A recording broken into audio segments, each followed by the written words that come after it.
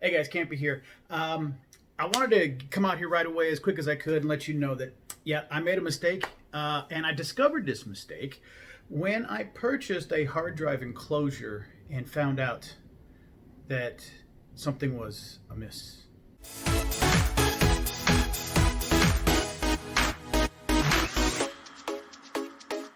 So I wanted to be open and honest with my reviews. I mean, you got to be, right? I want to make sure that if I make a mistake, that I call it out and I'm clear about the mistake. I don't ever want to give, and I'm the last person that will try to throw anybody under the bus or make anybody look bad in any way, shape, or form. I'm not about that. I don't like that. It's not my style. I will tell you if I do not recommend a product or something is not so good in quality or whatnot, but I'm not about to try to trash anybody. And if I find out that I've made a mistake, I will be the first one to tell you that I need to fix that mistake. So I'm here to make another video to correct the mistake that I made. And let me tell you what it's about. First of all, let me put a link, one of these places, I think it's over here. Let me put a link up that will link you to the video where I did the original review. And then I'm gonna cover what I did wrong. So make sure I say this right. I'm gonna have a little piece of paper here. But this is the review that I did in August of 2019. Well, I posted it in August of 2019, and it was the SABRENT hard drive Enclosure. It is the EC-UASP hard drive enclosure. The video was about 13 minutes long, 13 and a half minutes long, and it was probably viewed about 3,500 times. I don't get a lot of views, but if you view it, great, awesome. But what's interesting is I'm still getting, half dozen views a day on this. So I want to make sure that I come out and am very clear about what I have found. So basically the review was, as I stated, it was for this enclosure to which you can take an internal hard drive from a computer, even a laptop. The smaller hard drives, 3.5-inch hard drives, you can take them out of the computer and put it into this enclosure, and it becomes an external hard drive that you can connect via this cable. So what got me to do the video on this one is that I originally purchased this guy. This is a very cool case. I like it. Clear lens style, and it was the Oracle. I did a review on this Oracle device, and I liked it so much that I had a couple more hard drives, so I purchased the SABRENT because I saw this one was on sale. And what's really cool is that it was on sale for $8.99, and the other device, the Oracle, $16.99. So I figured, what the hey, let me buy another one, different company, and just get it here to use and give a good review on it. I even kind of tout on the whole idea that that it came with, for $8.99, it still came with looked like a pretty decent cable.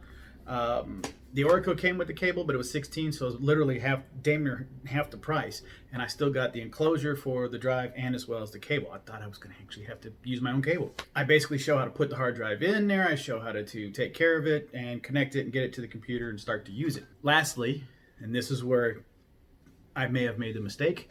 I made a mistake, is I started to do bench tests on the drives. And at this point, I give it a not so good review for speed-wise. Don't get me wrong, I didn't trash it, but I also said, if you're going to plug it in and leave it in overnight or whatever, you're going to use it as a backup, that's perfectly fine. But don't expect it to be lightning fast and transferring data, blah, blah, blah, blah. That's what I said basically. I also said that it wasn't so great compared to the Oracle, and this is a key point when it comes up a little bit later. Now, coming up to this point, again, is what I stated in the bench test, this is where I need to make some corrections. And in full disclosure, I didn't even notice it until now. Till a few days ago. So let me tell you a little story that's related to this whole thing. In the video, I compare the SABRENT with the Oracle. I compare these two to each other. I then compare the SABRENT to the SSD speed-wise in separate containers, enclosures. I then test my hard drive that's in my computer, and it, again, not apples to orange, is.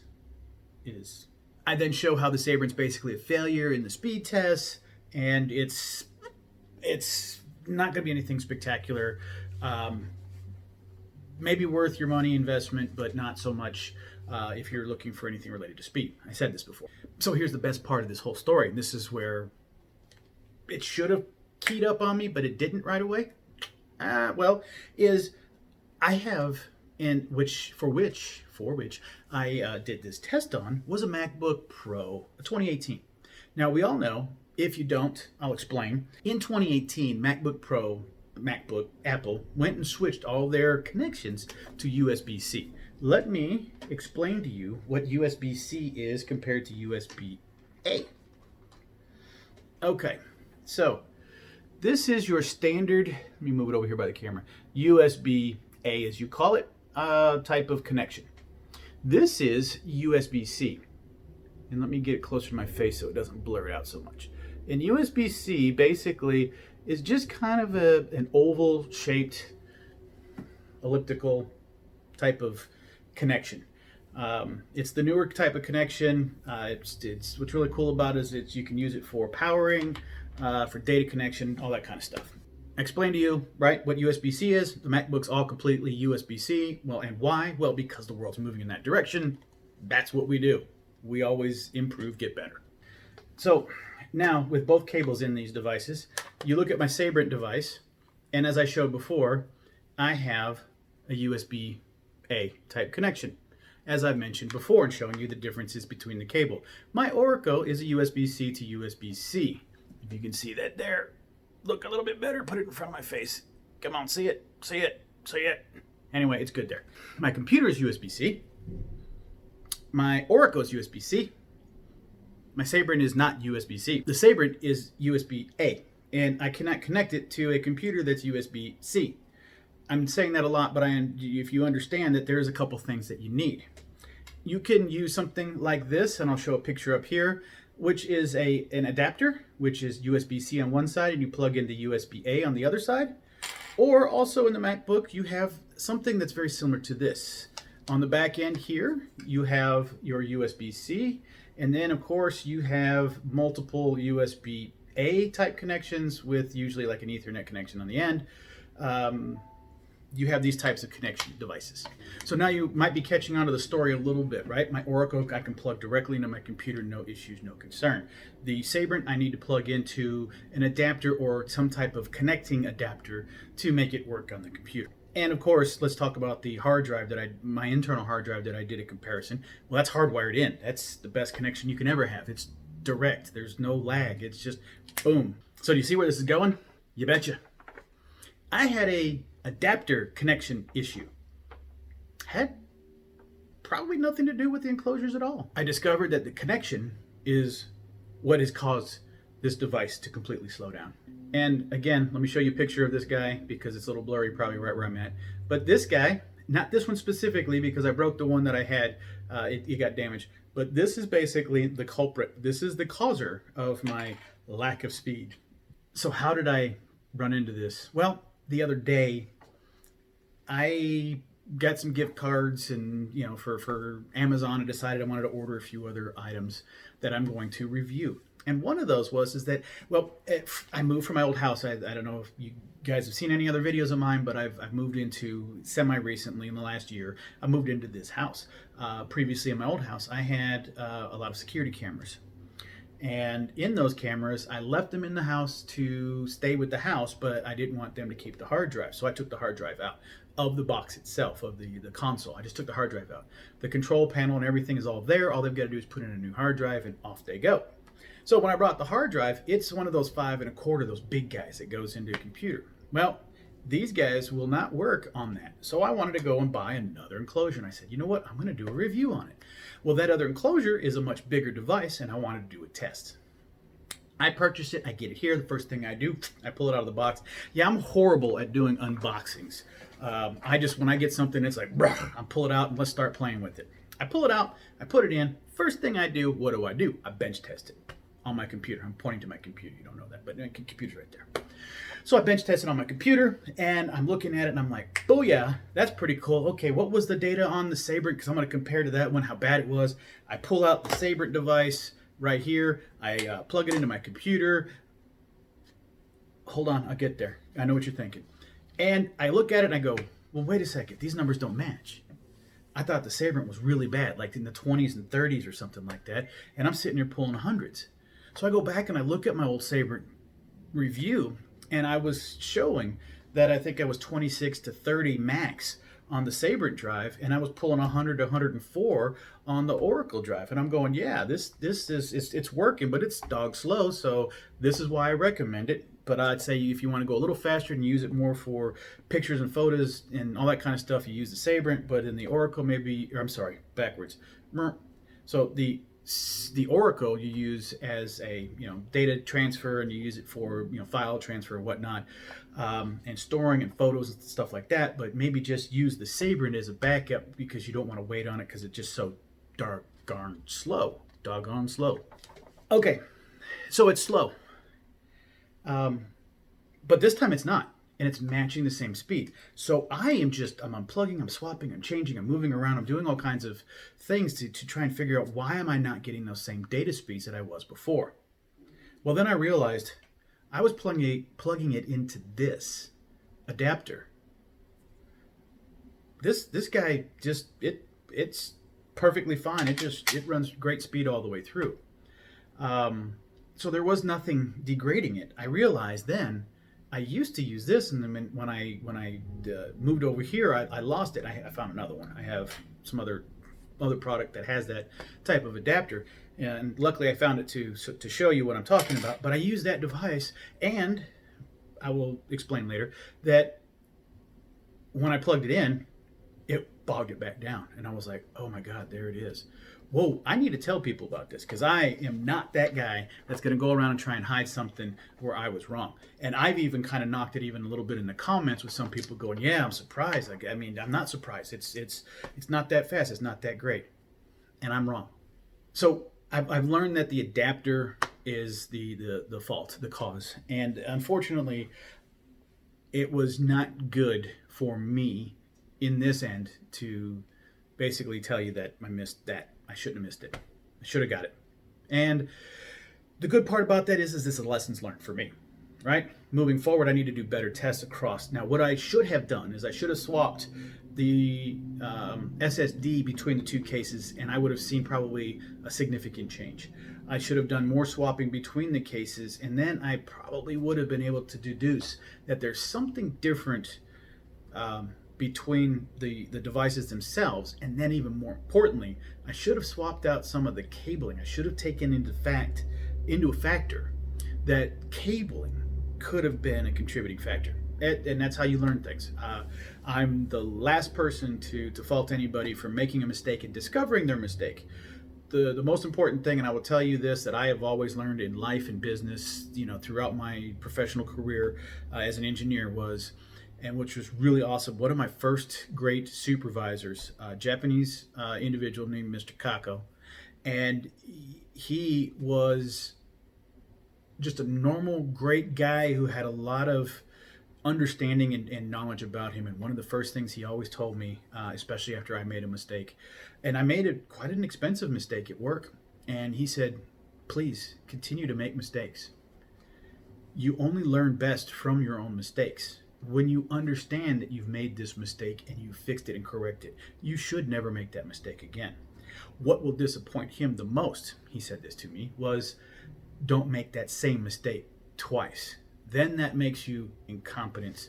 It makes you incapable, basically, as being a good engineer. If you cannot learn from your mistakes and move forward, because that's the simple thing in life, right? Where is the best things that we've ever learned in life? When we make the mistakes ourselves. When you learn to do things yourselves and trip and stumble and fall, you learn best when you make those mistakes. Not when somebody tells you how to do something, not when somebody gets you behind a computer and tells you how to fill out an Excel sheet. Instead, you do it yourself and make mistakes, as an example. So let me get off my low horse, or any horse that I'm on right now, and basically say that I am happy that I found this issue. I am glad that I found this issue, and anytime I do any type of comparison moving forward, I will make very sure that the connections that I have go to any type of adapter that does not restrict my speeds in any way, shape, or form for this. It also will translate into other items where I'm using anything related to some type of connection devices. Make sure that they do not restrict, change, or modify what you're doing. And if they do, to verify, use different connections until you can find a parallel that you understand where that speed, as an example, may come from. So if I had swapped out this type of connector and adapter connection point from an adapter to an adapter and swap between the adapters and realize, oh, this one is the one that's super slow and restricting for some reason because it's meant for like phones and stuff, and this guy does not, and it works perfectly fine and doesn't restrict speeds at all, that would have told the tale, and I would have been able to better review this product the first go around. But as I have shown up here previously, my previous review, once I have finished editing this video here and put it on YouTube, I will then go back to my original video and make some updated comments, and also linking it to this video so people can understand that they need to come see this video to understand where I'm standing related to the recommendation of the SABRENT drive. So let me come back to that. What is it that I found?